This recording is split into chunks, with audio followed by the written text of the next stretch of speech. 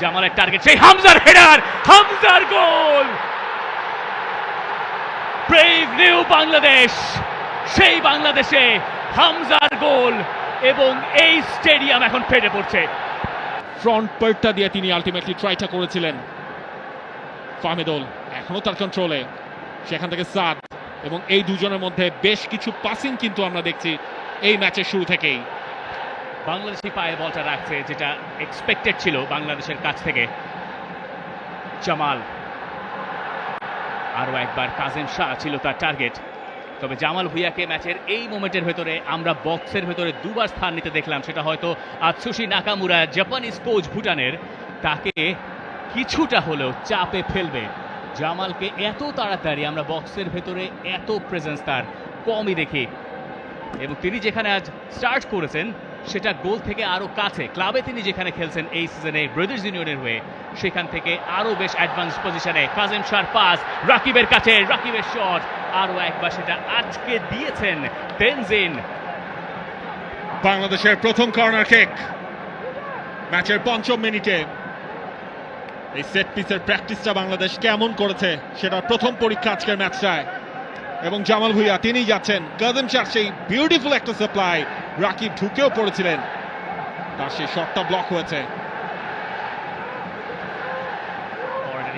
জামাল, সেখানে বাংলাদেশের সেন্টার ব্যাকে যেমন স্থান নিয়েছেন হামজা চৌধুরীও। জামালের টার্গেট, সেই হামজার হেডার, হামজার গোল।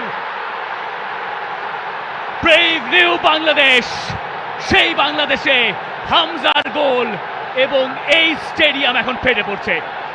দেশের মাটিতে প্রথম ম্যাচেই হামজা দেখালেন কিভাবে গোল করতে হয়। সমর্থকদের যেই ভালোবাসা, সেই ভালোবাসার প্রতিদান দেওয়া শুরু করলেন হামজা চৌধুরী প্রথম মিনিটেই।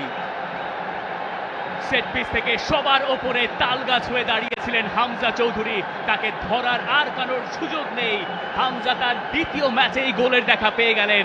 হামজা যখন থেকে বাংলাদেশের জার্সিটা গায়ে চাপিয়েছেন, এরপরে প্রথম গোলটা তার কপালেই লেখা ছিল। আর কি কপাল, গোলটাও তিনি করলেন কপাল দিয়েই।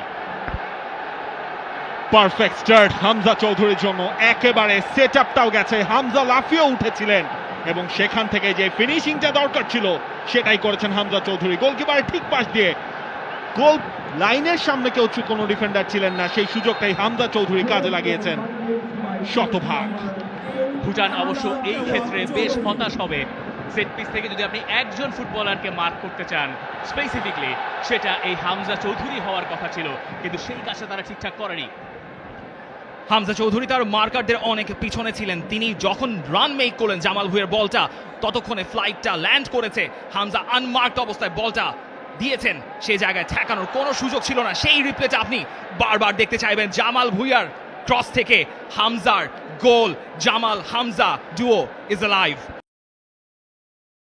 For more updates, subscribe to our YouTube channel and click on the bell icon. Follow us on Facebook and Instagram. Download T-Sports app to enjoy exciting games and highlights. Visit tsports.com.